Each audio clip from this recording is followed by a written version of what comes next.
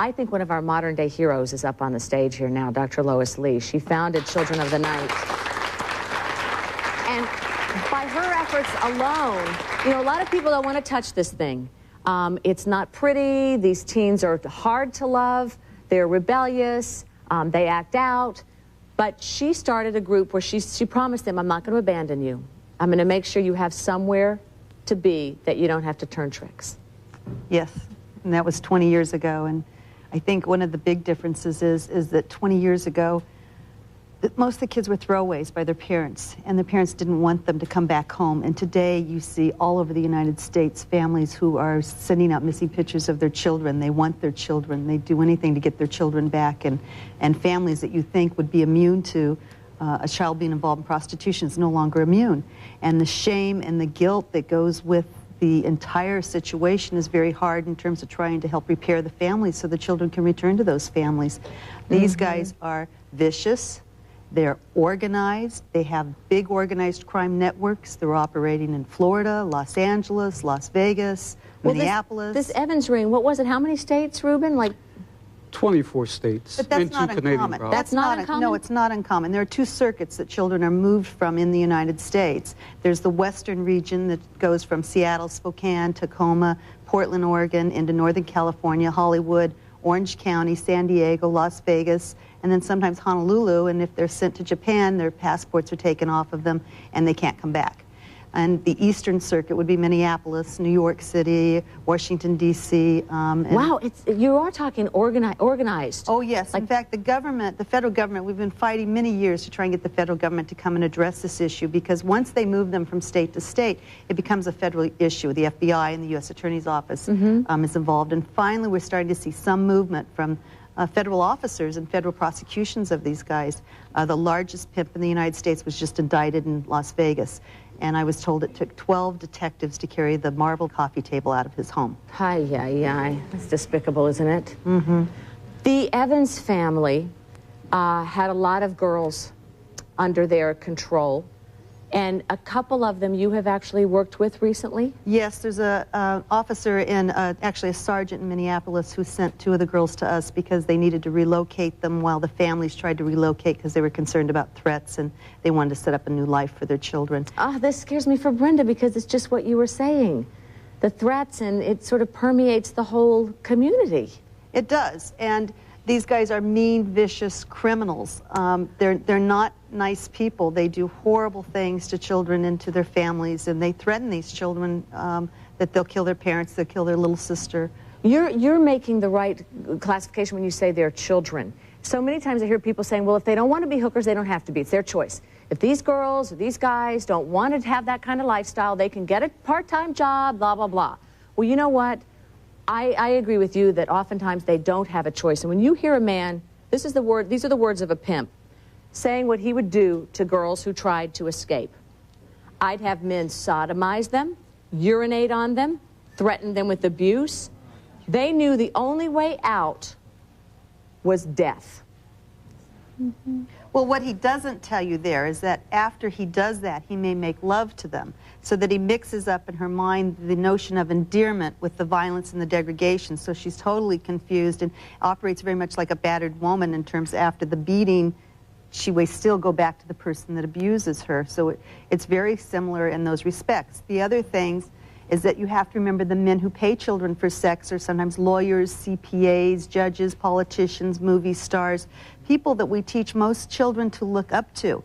So when the pimp says, the police work for me, the politicians work for me, these guys work for me, there's nowhere you can go, it's real believable to a child that sees these American heroes participating and having sex with them when they know they're 14, 13 years old. How do they recruit? What do they say? What are the words? What are the motions? How do they take them from the Mall of America?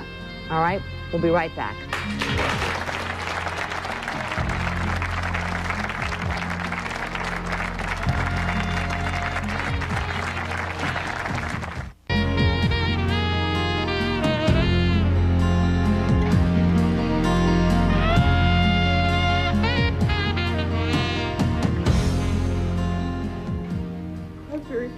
For doing that?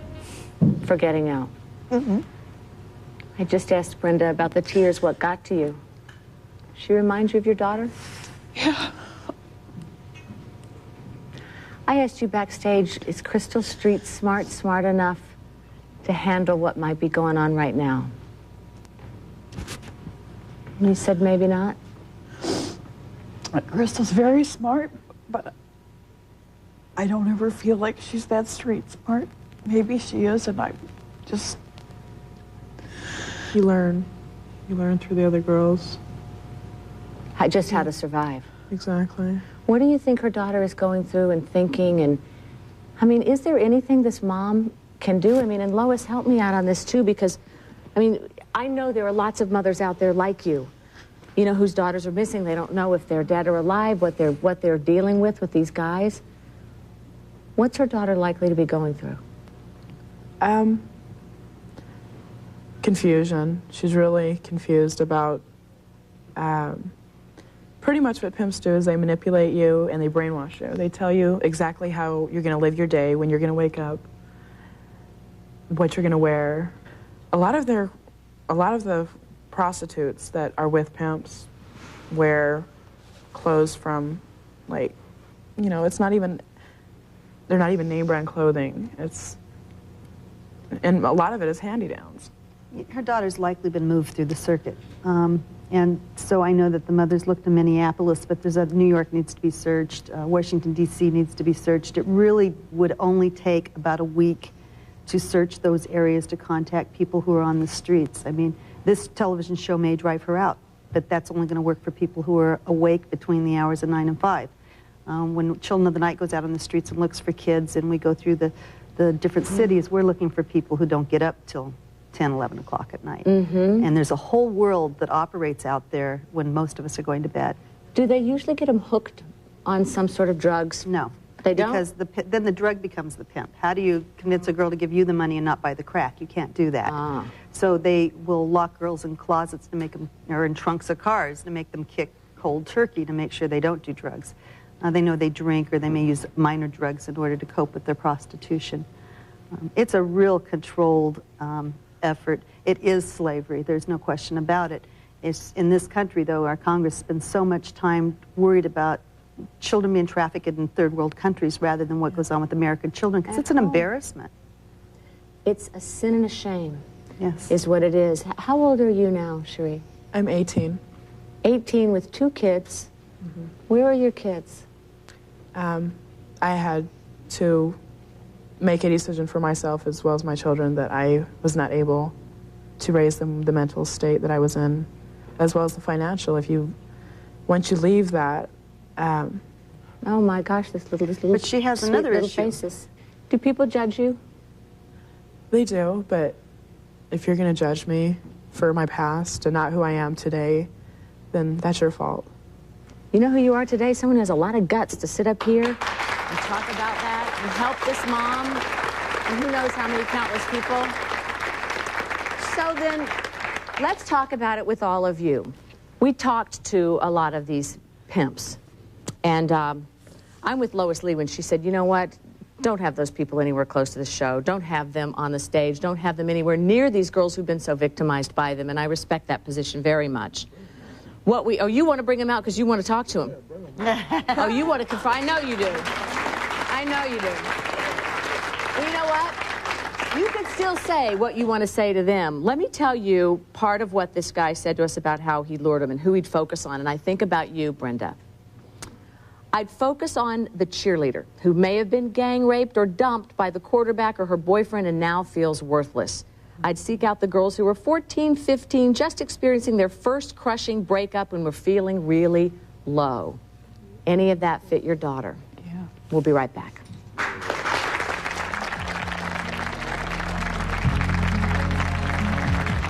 Closed captioning provided by... I've got to come out here because some of you kept saying, why don't you bring this guy out? We're not going to bring this guy out. But what do you want to say?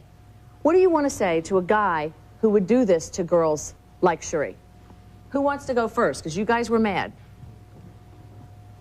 Yeah, I want to ask him what kind of person is he to do this to these women? You know, to take advantage of these young, tender females like that at that age of 13 and 14 and so on. They say, this guy tells me, it was mind control, he says he knew which girls to seek out. Easy to predict which ones would fall prey. I could speak to them from across the room and they would be immediately drawn to me because I operated from my dark side. Shelley? Hi. Hi. Are you nervous? Yes. I understand. You know what this guy means when he said the dark side? Yeah, I think so. How'd they get you? Well, the first pimp I had, I was walking down Sunset Boulevard. I'd run away from home. And he came up to me and kept on telling me he was going to help me. And that he just wanted to help me, and that he wasn't a pimp and he wasn't going to hurt me. And eventually I bought into him because I didn't have any place to go. And then things just went from there. Tell me, what do you mean how it goes in there? He says, I'm not going to hurt you. I'm going to help you. You're lost. You're afraid. I'll protect you? Yeah, he just kept on saying he just wanted to be my friend and that he was going to just watch out for me, things like that. And make sure nobody could hurt you? Yeah. The one thing that I think of when you said that with my daughter is that we live in a small town, so they go to school from kindergarten through 6th grade, they go in elementary, and 7th through 12th, they go in a high school. And she always looked a little bit older than what she was, and I know when she first went into high school, I think a big turning point for her was when one of the older kids had approached her, and I think she made a bad decision when she slept with this person, but then that person in turn went back to the school the next day and kind of broadcasted it through the school. And I think she felt very helpless, too, in the sense that, you know, the people that she had always associated with now kind of shunned her. It cheapened her in her mind. Mm-hmm. So she's thinking, what, I've got nothing left to lose? Lose, yeah. I think you'll find most children involved in prostitution were sexually traumatized in some way, whether they were incest victims or gang raped, because that predisposes them. I mean, a pimp will say, you know, I didn't turn her into a prostitute, her family did that, or her high school did that, or other friends did that. Yeah, but that's I mean... Well, that's how they rationalize it. I'm saying that's part of their whole thinking. Right.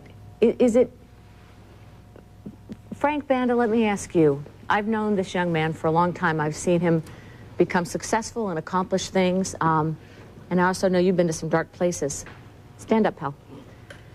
Is it different for the guys out on the street? Was it a different kind of lure than for the girls? Yeah, I think it's way different because a guy you have to really break down mentally before actually hitting the streets and prostituting yourself.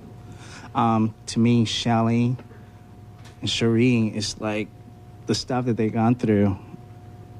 To me, they're and looking at their life today, they made it. I mean, to me, they're amazing. You know, they have turned their life around. They wanted to do that, but for the guys, tell me this. The first trick is usually because you're desperate, right? It's always because you're desperate, because you're out in the street, no place to go, you're hungry, and somebody drives by and says, hey, you need a place to sleep. Then all of a sudden some sick pervert tries to take advantage of you, and at one point suddenly succeeds, and then the next time it's easy. The next time it's easier. Correct. How come? You just check out, give in? I don't think you check out. It's more like you're doing it to survive. That's what these kids are doing, it to survive, to get something to eat, to just survive on a day-to-day basis. I wanted to say we just went through a lot of the case histories of our boys, and I was shocked. I always knew this to be true, but I was shocked to see in all of the cases that we had reviewed that every single one of our boys who was out there prostituting on the streets left home or was thrown out of the home when they told their parents they were gay. Wow. And they went out on the streets and they looked for someone who was a substitute father figure who abused them, used them, and passed them around to other friends. Little wounded souls. And now they've got the internet, see, another place that they can go to, where they can feel like they have control, where they can make money for the pimps. They can actively go out and solicit what they have to offer online. And you know what? We checked this out, and there's no way to protect these kids. We'll be right back to talk about that. So, if they had the money then, he's asking a good question. I mean, I think I know the answer, but this is what you hear, Lois. I mean, I really sympathize with you guys' story and so forth. And I know, from experience from seeing this, where I come from, that a lot of the times the women actually like the business that they're in. And that's why the pimps usually perpetuate this particular lifestyle and at the same time prey upon their vulnerability. But what I want to ask is, why is it that you guys don't get any money? Why is it that when you guys become abused, that you guys don't get the money and hop on the nearest plane or nearest bus or go to the nearest police station or, or contact your parents and say, hey, I need help, I'm ready to come home? Because a lot of children that are in prostitution at such a young age, their family has already broken them down in a mental state. Okay, either they get sexually abused or they get mentally abused or their family degrades them. Or where are they going to go, number one? There's really no place for them to go if they come from families that where they've really been abused and everything. And they love these guys. They believe this is their Prince Charming. Every pimp, when he introduces prostitution, he doesn't say, you're going to go out and be my prostitute. He says, I love you. I have this problem. Will you go out? There's only one way you could help. You're going to do this just for a little while. We're going to put aside the money. We're going to live in the hills. We're going to have a white picket fence, and you're going to have my baby. Yeah, and if he's got 10 women, he tells each one he loves them the most for a different reason. And then one girl gets upset and she goes to the pimp and she says, I understand you like Bridget the most, so you love her the most, you were with her last night. And he'll say, you idiot, don't you know Bridget wants you to leave because she knows you're my favorite, and then she'll move into your position if you leave. So after 1,000 tricks, where are you going? It's like mental terrorism. They play good cop, bad cop, and what they do is they'll beat up one of their girls, and then the same night they're making love to them and calling them, you're the #1 woman in my life. So they have them in that confused state all the time. And I wanted to say something to Brenda. It's we work with a lot of cases where there are children out there with pimps and they don't call home for a lot of reasons and they're convinced that their parents don't care about them. And if something tragic did happen to your daughter, there's somebody out there who saw it and who knows about it. We're constantly looking for witnesses to serious kinds of crimes. These pimps are con men, they're manipulators, they pose as everything you can imagine. They pose as preachers, agents, directors, modeling agents, cops, FBI agents, you name it, they pose as everything. They're experienced con men. And it's really not that hard for someone like that to manipulate a young girl like your daughter. She could pop up, and we need to really look for her, and we'll help you do that. Thank you. I think we should put the focus back there when we come back and talk to this mom and really hear, you can't talk to her, she maybe can't call you. So we can all see that you love her and want her back. If there's a way that someone says, was that your mother I saw, what do you want them to tell her? We'll be right back.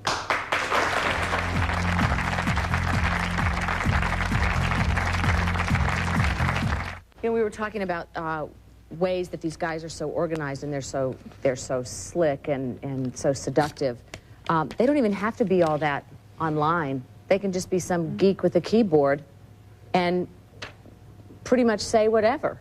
Well, you can, if you have a computer, you don't have to be computer literate either. You can just hang out at the local school. You can hang out at the local video arcades, the shopping malls. There's, you can hang out, get a job as a security guard in an amusement park. Now, we know that the common lure and the thing that they do most often, and they did, I mean, I have a hard copy of what we just sent one of our producers online to chat with one of these guys and pose as somebody else. And what they do, of course, is they pretend to be someone near your same age. That, if you're feeling isolated, you're lonely, when you meet me at the mall, I feel the same way, my parents are arguing, aren't you scared, don't you hate the screaming, all the rest of it. My mother just died, I have no one to talk to. Right. Right. Now, when it happens with these girls online, I mean, who knows? I'm really big on, we've got to regulate the net. Yeah. I mean, I know we want free speech, but it's too dangerous. Well, and I think it's too massive. It's not just, it's really big. right now, and it's international, and it's really a difficult thing to regulate. Just I think technologically, who's going to sit and watch every little email, every little instant message? And we need to educate our children, and there are blocks in terms of not giving your children access, and it really does go back to the parents knowing when your kids are on the net and what they have access to. Well, you talk about, though, a lot of these kids come from families that are flawed at best. They have their own dysfunction or denial. But for people like Brenda, who want their kids back, who weren't part of wounding them deliberately, and Lois, please help me with this. Some signs. Now, these may seem obvious signs, but tell me if your daughter had these signs. Drastic change in appearance. Yes, very much so. She went from what to what? She went from very, I guess you would say, athletic looking. She was always very active, so she always had a lot of color in her face, and to just almost like a pasty white with lots of real dark colors. Gothic looking. Mm-hmm. What'd you say, Sheree? Gothic looking. Gothic looking. Almost Heavily dead. made up. Almost dead. Mm-hmm. Why is that? Who likes that? Is that what the pimp does it, or it's just kind of the look of the street? It's a look of the street, but it's also a fashion statement. It's real hard to get hung up on fashion. Say if your child dyes their hair purple, they're going to be a prostitute. Yeah, because that's kind of a teen thing. Yeah. So and that's the problem. That's why we get so confused, because teenagers go through this very ugly metamorphosis, and so I hate when we just say if you got baggy pants, you're a gang member. That's not necessarily true. Well, and it does trivialize the whole thing, and then parents go nuts confronting their children. But take it in combination. Just little things to have your antenna up. The boyfriend is an older man. Yes. Excessive truancy. That was happening, right? Yeah. Actually, once she ran away, she just kind of quit going to school altogether. The secretiveness, I would say, would be a big key. An alias? Do they often have an alias? Nicknames maybe, but a lot of times kids go through that too. But not knowing where she is, not being accountable for where she is at different times, not coming home at night. Those are all, an older boyfriend definitely, not knowing who the boyfriend is, seeing that someone else has more influence on your child. But see, those also happen with just peers in teenage years. The bottom line is all teenagers are at risk. The difference between the child that becomes a prostitute and the one that doesn't all has to do with who they meet. That kind of bottom lines it, doesn't it? Yes, it does. A set of circumstances. You know who your daughter has met. You know some of what she's been through. Mm-hmm. It's not anything that you could have prepared her for. So she's been to a dark place. Yeah. Wherever she is now, what do you want her to hear? What do you want her to know if somebody can get to her? If she could hear me now, You know what? Wait, can you come over here so she can look at this camera, please? There you go. If she could hear me now, what I would want her to know is that, I probably have not been like the perfect mom. I can remember there was a time when she came home with baggy pants and I was all worried and said, oh, I'm afraid that but it was actually really happening. But I love you very much, and I really, Crystal, you know that I've always said to you that it's not the person, it's sometimes what you're doing that I dislike. And I really want to help you, and I love you very much, and if you can hear this, please call me. If Crystal's out there working as a prostitute, someone knows who she is, whether you're a customer or whether you're another prostitute, or even if you're a pimp or somebody that just has some compassion in your heart, you could call the Children of the Night hotline and let this mother know through us that Anonymously. Okay, that she's alive and that she's at least out there functioning. And if you really want to help, if you want to help Crystal and you want to help this mom, call the Children of the Night hotline, and you can do it anonymously. We don't have time to look into you. We just want to find her. Want to find her. We'll put the information up on the screen. If you have any knowledge about the whereabouts of Crystal Van Sickle, you can either call this hotline, which you see, Children of the Night. You can call the Minneapolis Police Department. You can, the Special Investigations Unit there's a number for you as well. If you miss it all, at the end of the show, we'll have all our numbers up there, and we'll remind you of it. You're right, somebody knows something. And we'll be right back.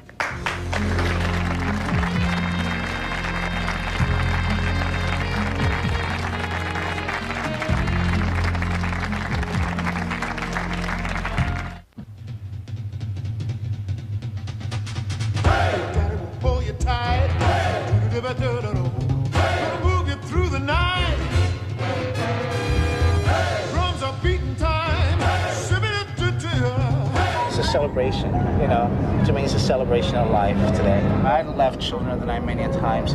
I was addicted to drugs, but I kept coming back. You know why? Because they were always there for me. For kids like us, we should be dead. And if it wasn't for someone like Lois, we should have been dead a long time ago.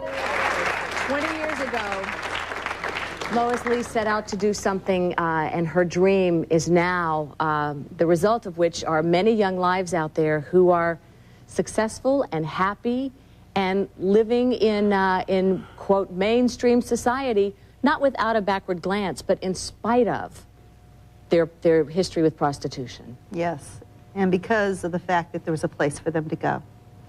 How does it feel to be able to bring everybody together, Lois, and applaud these young lives, and also, you know, pat yourself and your supporters on the back? Well, I mean, that's a big moment for you, isn't it? you know, I'm still in contact with most of the children that we've helped, so but it's really nice to be able to sit down and see them and have them see each other, to know that they're part of something that's bigger than what they ever imagined, because so many times they think they're on their own. They think it only happened to them. And they know each other, you know, sometimes through they were in shelter together, but to come together and talk about when they were there and what stage they were there is really important. You working with Lois? Lois worked with me. Yeah. Yeah. So give me your perspectives then on what she's been able to do in this big 20-year celebration. Well, actually, Children of the Night just had their 20th year celebration of Lois helping kids on the street. It's, you know, it's kind of neat to see where we are now. What are we doing now? And for some of us, a lot of us, Children of the Night is still our only family. So it's kind of like a family reunion. Wow. It was also a kickoff for a new campaign to raise $10 million in a savings account, because right now Lois works every year just to raise enough money to keep it going. So we want to make sure that Children of the Night is able to help kids in the future, because no one else is there. Children of the Night is the only one helping kids who have nowhere to go, who are on the streets, don't know any other life. And it's an increasing problem. It would be great to have an endowment. It really would. Yes. Best of luck with that. Thank you. Best of luck with that. Shelley's going to school. Cherie is doing great things. Frank is, you know, out there working with young people every day. So it is inspiring and encouraging to see that, you know, Lois is right. Yes, there is a stigma. Yes, there are judgments that society imposes upon these young people. But you all are eradicating that and proving that there really is a light at the end. You know, that's the whole thing that I have to believe that I'm not in a statistic. I'm an example. And yeah, I work at the shelter with the kids. I work with kids that have been using drugs for many years. So I take them to 12-step meetings, and I have to be an example for them, that there is a light at the end of all of this. That, yeah, they're going to go through a hard time, but you know what? I think that I've made it. I think that my life is pretty good today. I should have been dead a long time ago, and I owe my life to Lois Lee. I wouldn't be here today if it wasn't for her. So many of them feel that way, Lois. The trial on the Evans family, the trial is pending. They have entered pleas of not guilty. And so, Ruben, we'll wait and see. Yeah, I think the trial is expected to start in January, February. I think 14 of the 15 defendants in the 45-count federal indictment are in custody or are awaiting trial right now in St. Louis.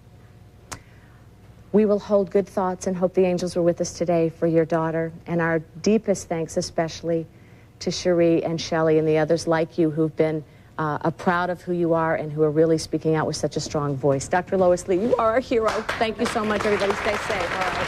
Bye.